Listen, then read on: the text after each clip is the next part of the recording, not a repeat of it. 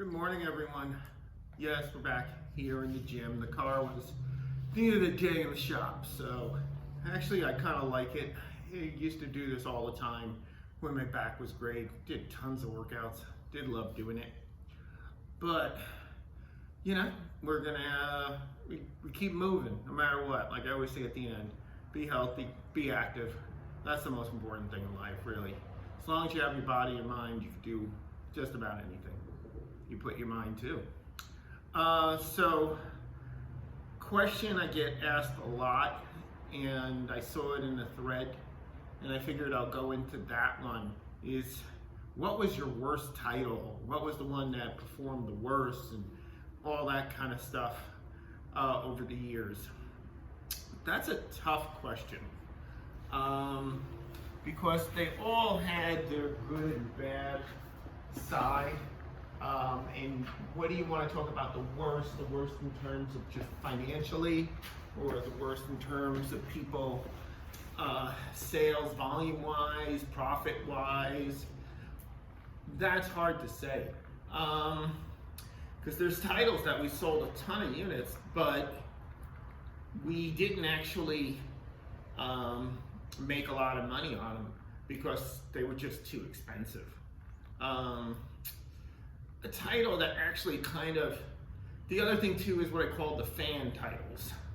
There are a lot of titles out there that pretty much the fans want you to do. They really push on them. They say, oh, you gotta get this title, you gotta get this title, please get this title. There's a few of them that unfortunately, they're really just geared for real hardcore people and don't do as well. I would say, a recent title like that was Banned. I mean, a lot of people ask, when are you gonna release Banned? When are you gonna release Banned? You have it, oh please release it. That was on the Shriek Show side. So I mean, that one definitely did not live up to the hype. Let's see. Another one like that, where a lot of hype and didn't really do well, was Gal Geiger. Oh God. People loved Gal Geiger in The Office.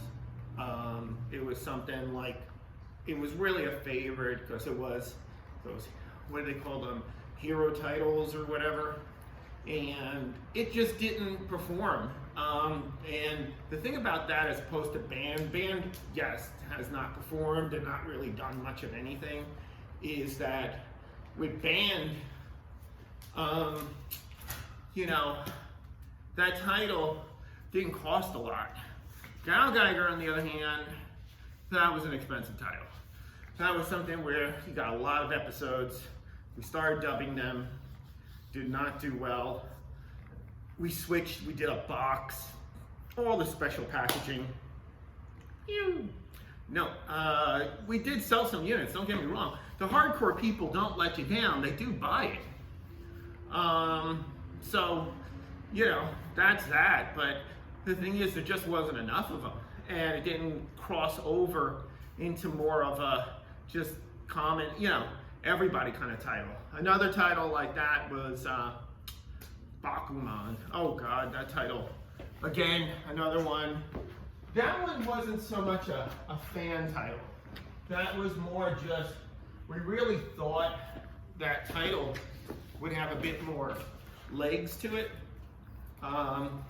It was from the same guy who did Death Note, but obviously just because it's the same guy doesn't really mean a whole heck of a lot. So I would say those two titles, definitely for different reasons. One we got because of the fans, one we got because of the creator, the author, whoever it was, did not do very well.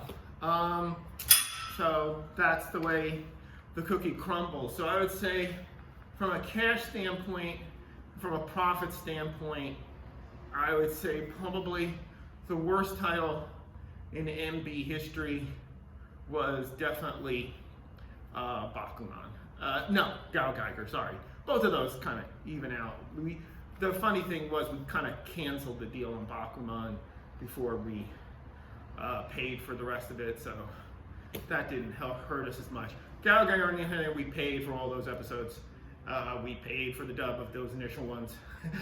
That one, no, that one definitely didn't do too well. Let me see. There's also the other side of that, meaning that there are titles that you don't think are gonna do well, and they actually perform better than a lot of people expect. Let me see. A title like that, probably, I would say, which one? We didn't expect to do well or exceeded all our expectations. Like, take for instance a title like, I don't know, I would say something like Very Private Lesson, or Jungle de Eco, or let's see. Actually, I would say the biggest title that performed amazingly well, and I did not have a clue of what the heck I got at the time, was Night Hunters. Yes, I would say Night Hunters was the biggest unexpected hit. When I got the title, I remember even the publisher kind of giggling a little bit, like, "You sure you want this?